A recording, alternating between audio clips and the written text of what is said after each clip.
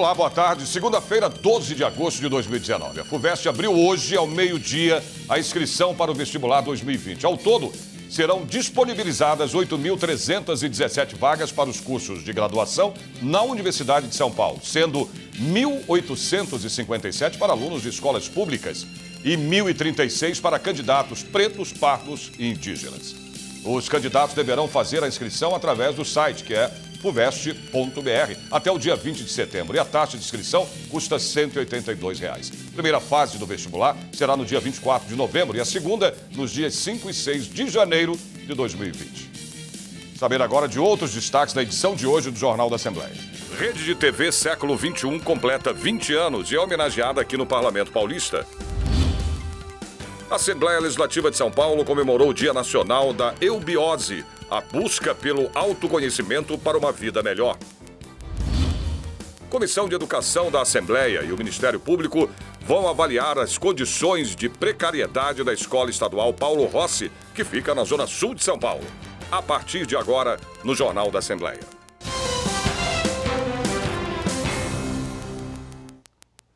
A Rede de TV Século XXI completa 20 anos e é homenageada aqui na Assembleia Legislativa por iniciativa do deputado Rafa Zimbaldi, do PSB. Uma sessão solene realizada no plenário Juscelino Kubitschek marcou as 2 décadas de programação da Rede de Telecomunicação Século XXI, iniciada oficialmente em 11 de julho de 1999. O padre Eduardo Dougherty, fundador da emissora, foi homenageado. Nós estamos preocupados com a formação da pessoa inteira. É por isso que lutamos e conseguimos um canal. Esse canal educativo, Rede Século XXI, está no ar. 20 anos, louvado seja Deus.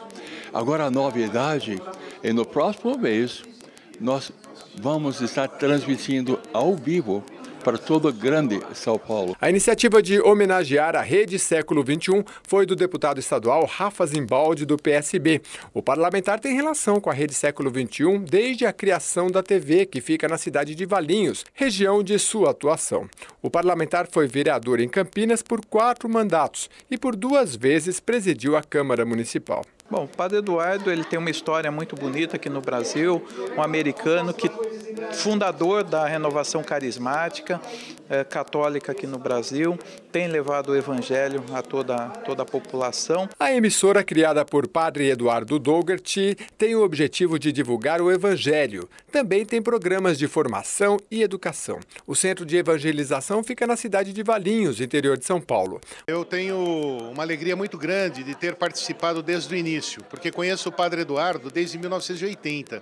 E o padre tinha um sonho de fazer um trabalho de evangelização, mas não só de evangelização, de educar também na parte cultural pela televisão.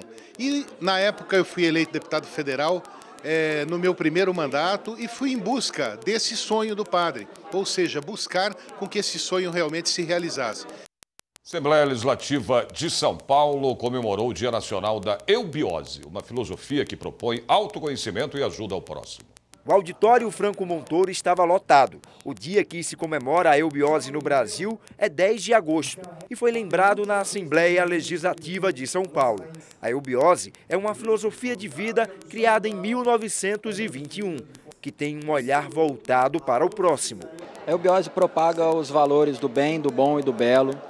Ela ajuda no desenvolvimento espiritual do ser humano, no seu convívio com seus pares, no bom convívio com as leis da natureza, prega os valores éticos, morais, culturais, trabalho com as crianças, adolescentes, tudo isso é previsto em nosso estatuto e é fazer o bem sem olhar a quem. Então esse é o cerne da nossa instituição. A lei estadual que cria o Dia da Eubiose foi sancionada pela Assembleia em 2012. No ano passado, houve o reconhecimento nacional através de uma lei federal. Vladimir é membro da Sociedade Brasileira de Eubiose e diz que esta filosofia de vida impacta milhares de pessoas no mundo, mas, acima de tudo, traz um autoconhecimento. A missão maior que nós temos é o que nós chamamos de spes messis in semine, que a esperança da colheita reside na semente, ou seja, ajudar crianças, jovens, adolescentes, que é aí que está o futuro, né, de uma nação, de uma pátria, do país. O ato solene que comemorou o Dia Nacional da Eubiose foi proposto pelo deputado estadual Castelo Branco do PSL, que também é membro da sociedade. São 95 anos da sua criação, de 1924. Na verdade, a sociedade é anterior a isso, mas ela foi formalizada em 1924. E 50 anos da presidência com a liderança do venerável Hélio Jefferson de Souza. Portanto, hoje é um dia glorioso para nós.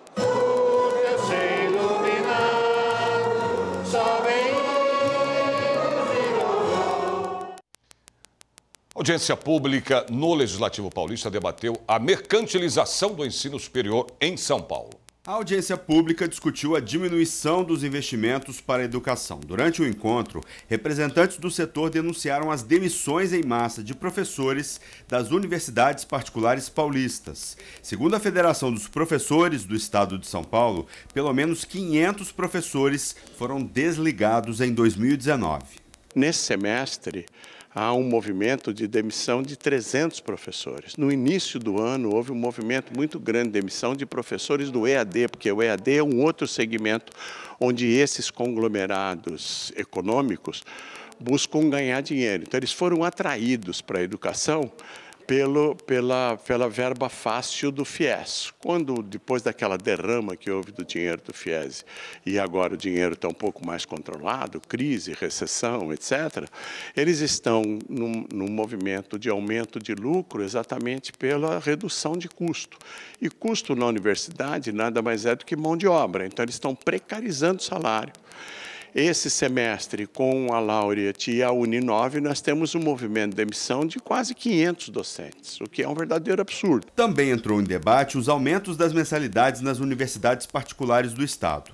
Estudantes denunciam a imposição de valores por parte das instituições e a falta de diálogo. É complicado para a gente, porque está lidando com sonhos, né? Então não é simplesmente um aumento numa mensalidade ou algo do gênero. Muitas pessoas estão sendo prejudicadas, turmas inteiras estão procurando outras universidades que procuram, que possam reduzir esse valor, e muitas pessoas estão desistindo dos seus sonhos. Eu, por exemplo, estou no meu último semestre e não sei se posso continuar. Tive uma resposta negativa da Unisa, eles não me concederam um desconto e não sei se poderei continuar no meu último semestre do curso. Segundo especialistas, o mercado educacional vive um processo de concentração de capital e aumento da participação de empresas estrangeiras nesse setor. Esses investidores só pensam no lucro e não na qualidade do ensino, não estão preocupados com a formação dos professores, por isso que nós estamos assistindo a uma demissão em massa de professores com boa formação, com mestrado, com doutorado, sobretudo em universidades públicas. Então eles estão sendo descartados em nome do lucro desses investidores.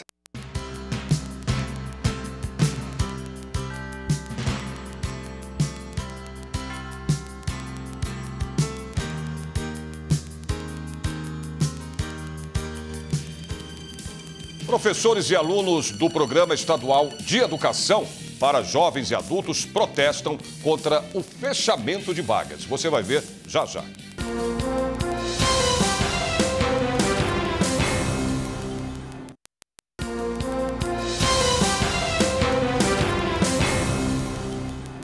A economia brasileira mostrou uma retração de 0,13% no segundo trimestre. A informação veio do Índice de Atividade Econômica, o IBC-BR, que é uma espécie de prévia do PIB divulgado pelo Banco Central. O recuo de 0,13% entre abril e junho deste ano foi verificado na comparação com o primeiro trimestre de 2019. Como o nível de atividade já havia recuado 0,2% nos 3 primeiros meses deste ano contra o último trimestre do ano passado, a economia brasileira pode ter entrado numa recessão técnica, que se caracteriza por 2 trimestres seguidos de queda do PIB. A hanseníase, doença infecto-contagiosa causada por bactéria ou bacilo de Hansen, também conhecida como lepra, pode ter separado mais de 7 mil filhos dos pais só no estado de São Paulo. As vítimas se consideram discriminadas e pedem reparação ao governo do estado. A história da Helena é igual a de outros 16 mil filhos separados espalhados pelo Brasil. Meus pais, eles tiveram a hanseníase e eu nasci numa colônia no interior de São Paulo, em Itu, e imediatamente eu fui trazida para São Paulo, tá? Sem seus pais? Sem o consentimento dos meus pais. Durante mais de 60 anos, filhos de pacientes com hanseníase foram separados dos pais e internados em instituições especialmente criadas para receber essas crianças. Crianças que viraram adultos, como a Helena, e nunca souberam o paradeiro de seus pais. A prática era sempre compulsória, sem consentimento dos pais. Os filhos separados, como ficaram conhecidos ao longo dos anos, eram levados para educandários, onde relatam que sofriam abuso. Depois, eram colocados, em sua maioria, para adoção. Em mais de 6 décadas de ação do governo, estima-se que mais de 40 mil crianças tenham sido separadas de seus pais portadores da doença. Hoje, o MOHAN, Movimento de Reintegração das Pessoas Atingidas pela Hanseníase, ajuda estes filhos separados. Existe até uma ação civil sendo movida para reparar tal situação. Agora a Defensoria Pública da União ingressou na ação, o Ministério Público também já se manifestou favorável. A juíza responsável pela causa está questionando ali a legitimidade do movimento, mas agora com o ingresso da Defensoria Pública a gente acredita que as coisas vão seguir caminhando e tem uma comunicação na Organização das Nações Unidas. A gente teve uma visita oficial da relatora no mês passado aqui no Brasil também. São Paulo é o estado que reúne o maior número de filhos separados. Ao todo, mais de 7 mil deles estão no aguardo de uma reparação do governo através do projeto de lei da deputada Alessi Brandão.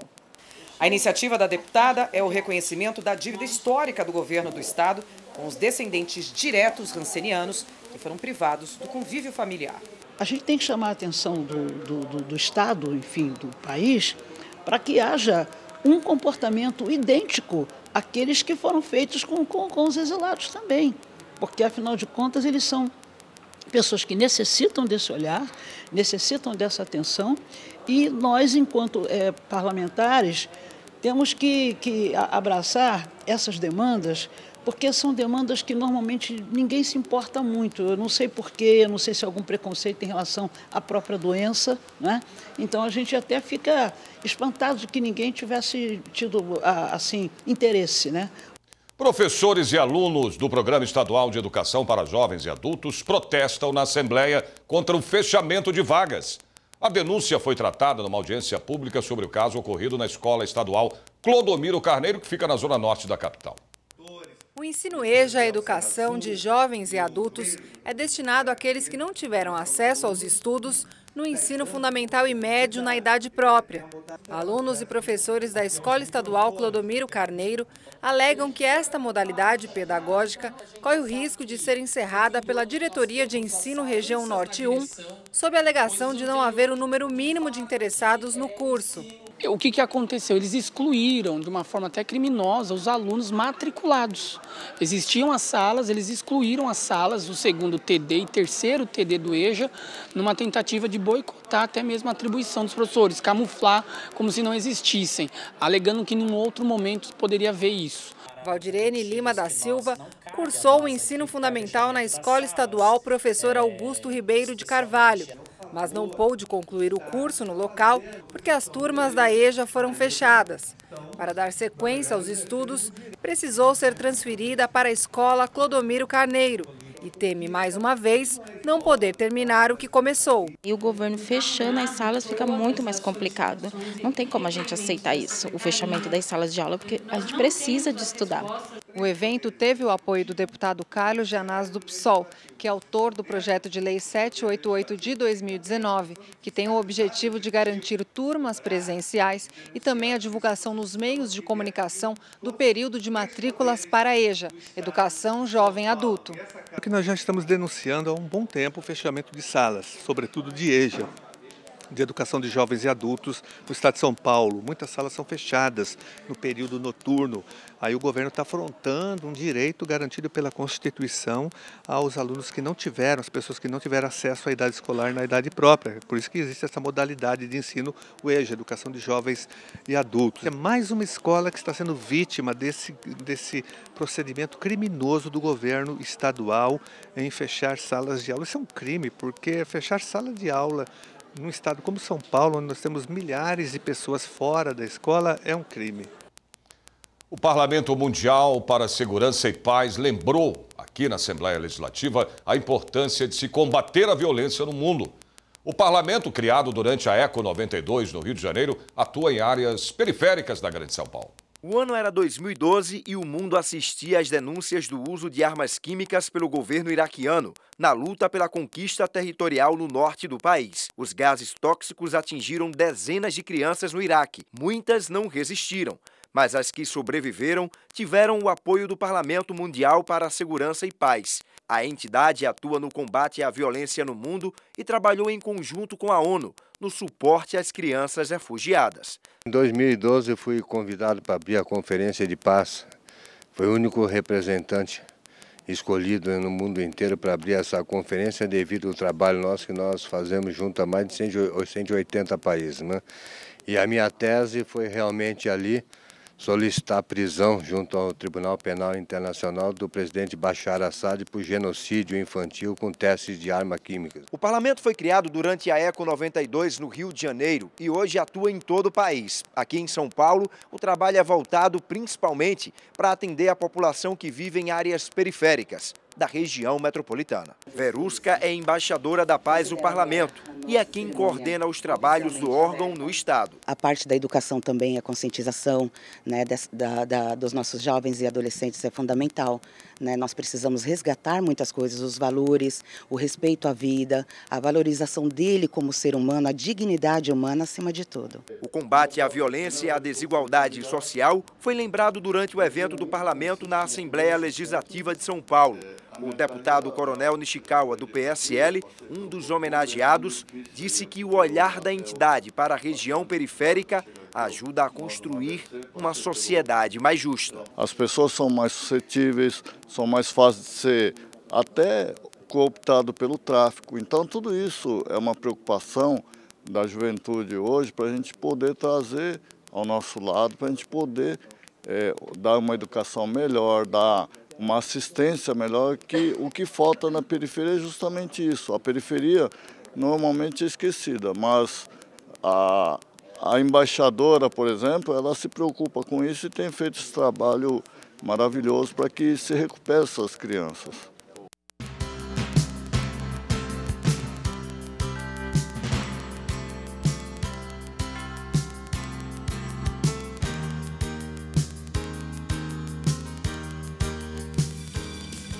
Lançada no Legislativo Paulista, a Frente Parlamentar de Habitação, Reforma Urbana e Regularidade Fundiária Urbana. Voltamos em instantes.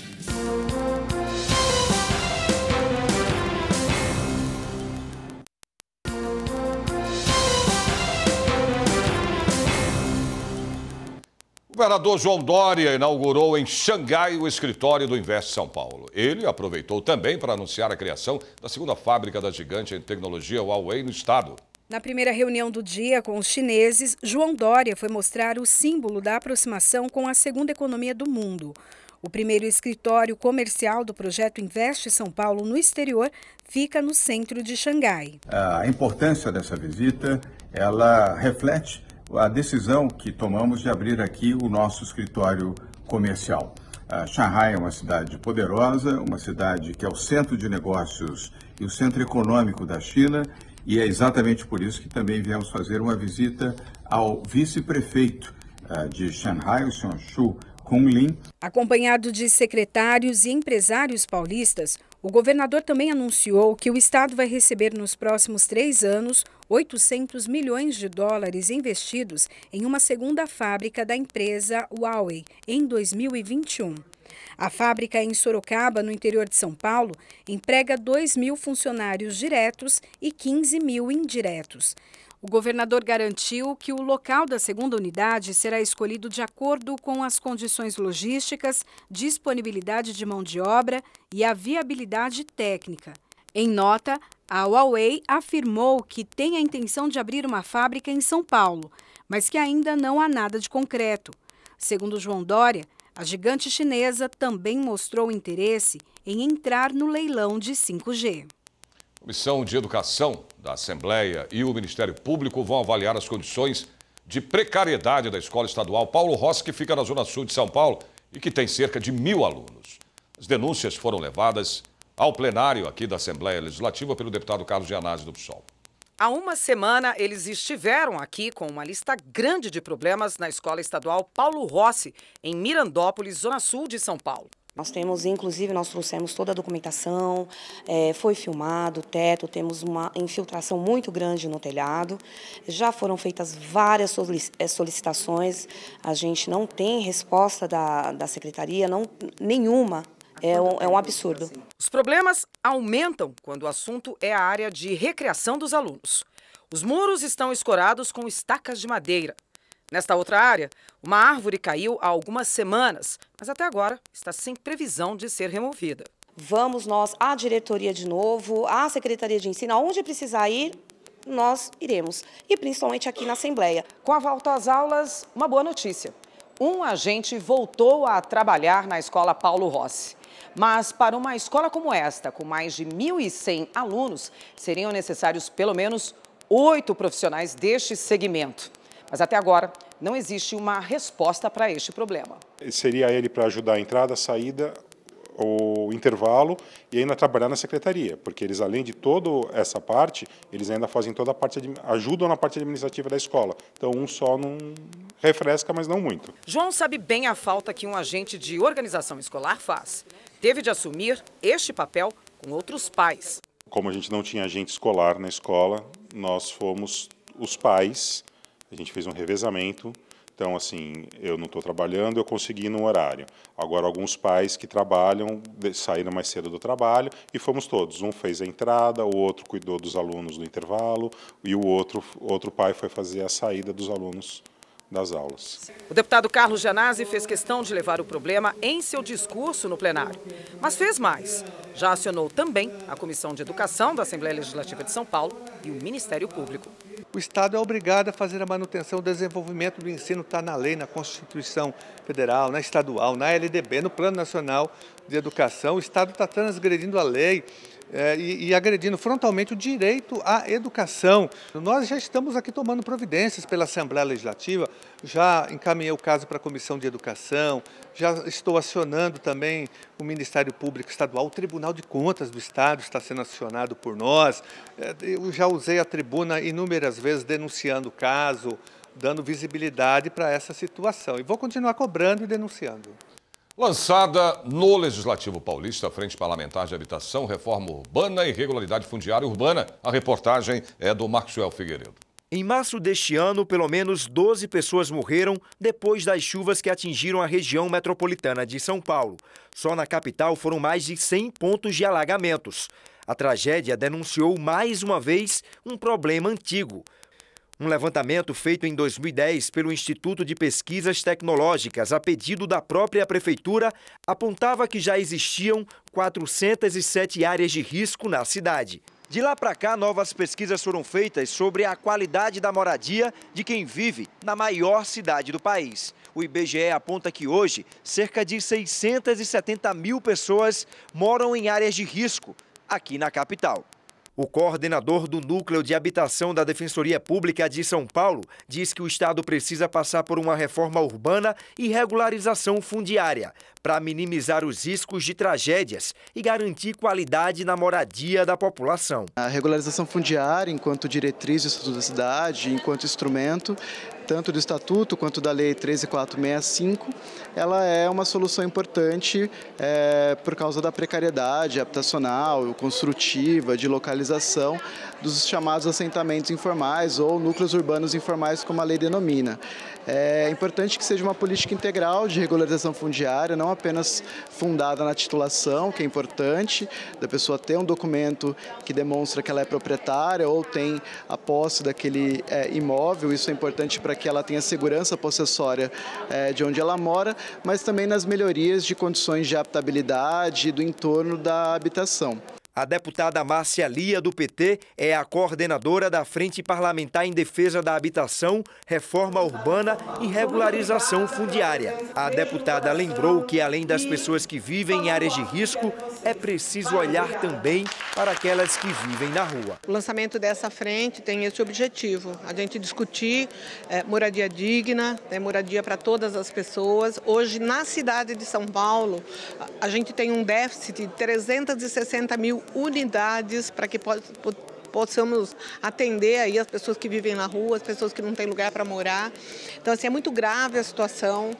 Com o fim do programa Minha Casa Minha Vida, a situação, vamos dizer assim, ela se aprofunda ainda mais, né? Então, nós temos que discutir isso, nós temos que discutir alternativas.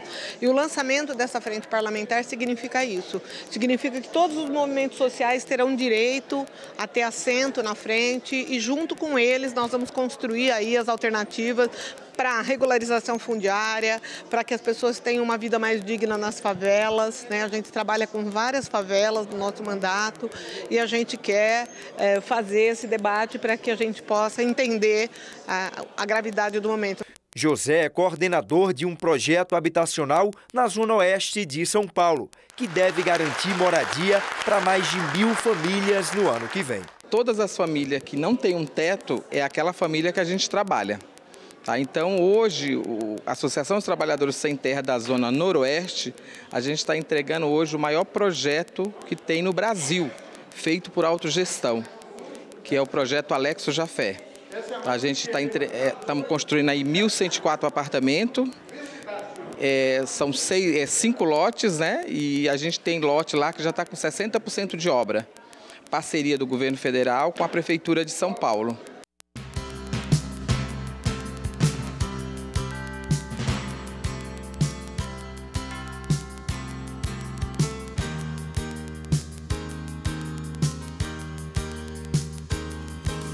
Jornal da Assembleia desta segunda-feira termina aqui. Lembrando a você, telespectador, que a partir das 2h30 da tarde a TV Alesp transmite ao vivo a sessão plenária, que você também pode acompanhar na internet através do nosso site, que é o al.sp.gov.br, e também no YouTube. A gente se vê de novo amanhã a partir do meio-dia. Até lá e ótima tarde para você.